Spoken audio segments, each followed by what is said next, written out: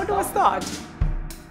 Did you know that this dude, Andre Bloom, walks around the building probably 1,000,000 times in a day?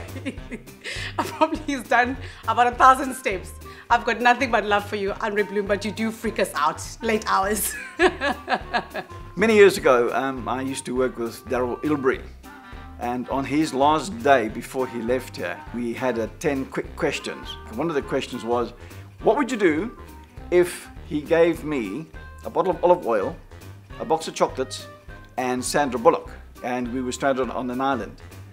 And my reply before I could do anything about it was, get rid of the olive oil and eat the other two. I think one of the funniest things that happened to me on air was I was busy talking on air, and the next minute I was like, my tooth is loose.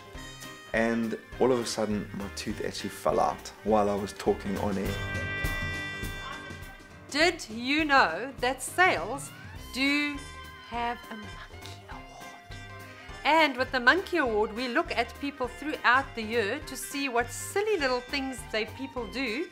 And the previous winners were like our beloved boss, and this might be a career limiting statement, used her calculator as a phone and dialed the number on the calculator and then dialed in and couldn't understand what was going on. One particular incident really springs to mind is we had one of the guys on air, and he was a smoker, so he had a lighter in his hand.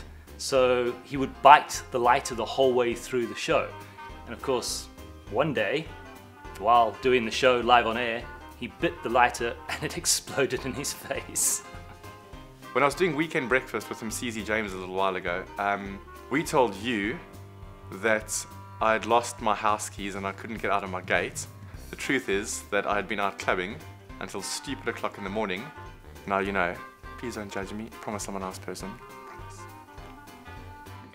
Wendy.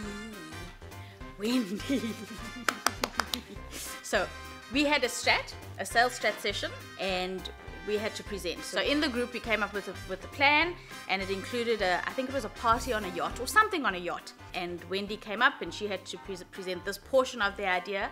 And instead of yacht, Wendy, again, in all her innocence, thinking there was absolutely nothing wrong, went with yatchet. And yatchet became Wendy's Monkey Award because she actually referred to a yacht as a yatchet and just carried on talking. It's like she had no idea what she had just said, even though the room was in hysterics. So we are a weird and wonderful bunch. That's probably why sales has a Monkey Award every year.